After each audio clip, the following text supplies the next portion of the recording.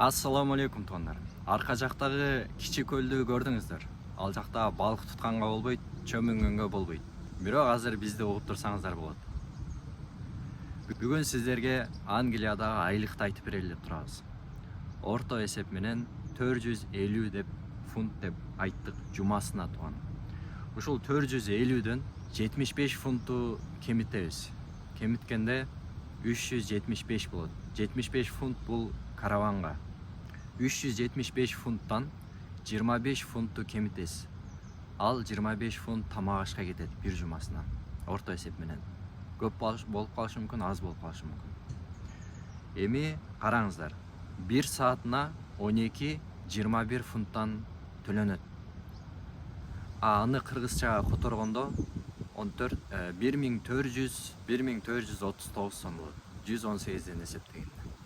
Тууганым караңыз. Эми ошол 350 калдыбы 25 фунтту кемиткенде. Ошол 350 фунтту биз көбөйтөбүз 116га. 40.600 болот. Ушул 40.600дү тууганым 6 айга көбөйтө турган болсок 24 жума болот 6 айда. Анын бир жумасын биз кыскартып коелу. Балки сиз эрте кетип калышыңыз мүмкүн. Көбөйтөбүз 23кө. 23 жумага. 23 жумага көбөйтө турган болсок туугандар 933.800 сом болот экен. Бул акчадан сиздер 60.000ди кемитип коюңуздар. 60.000 деген бул сумма, бул балки сиздер муктаждыктарыңыздарга бир майда чүйдө алып калышыңыздар мүмкүн 6 айда. Ошол менен сиздин колуңузга тийиши 873.800 сом болот. Мындан көп болуп калышы мүмкүн. Бул орто эсеп менен баа алганда, суммасын алганда 1.200.000 чейин тапсаңыздар болот. Эгерде Англиядан көрүп иштеп жаткандар мындан да көп тапкандар болсо жазып коюңуздар. Элдер билип алсын. Туугандар, Идрис Айтбаевдин бир айткан, агайыбыздын айткан бир сөзү бар да. Күйөөсү үйгө келатат дейт.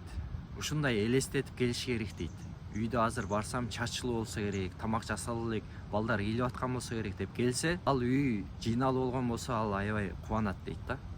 Эгерде ал ойлонуп ниет кылып келсе, азыр үйгө барсам жыйналуу, балдар ыйлабай ушундай бир таза тамак пышкан, ушундай болуп келген, бышырылган болуп турган болсо керек деп ойлонуп бара турган болсо, чачылуу болсо анын көңүлү түшүп, ошол жерде уруш талаш чыгат дейт да.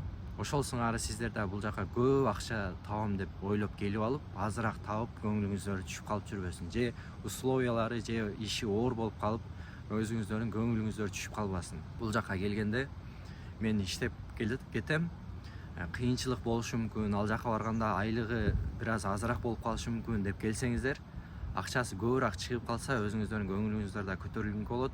Эгер ошондой чыгып кала турган болсо, анда сиздер көңүлүңүздөр түшпөйт да. Мындайча айтканда сиздер психологически өзүңүздөрдү даярдап келесиздер. Ушундай.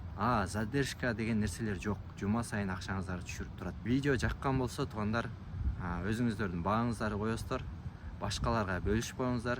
Пайдабыз тийген болсо, биз максатыбызга жеттик. Тынч болуңуздар. Ассаламу алейкум.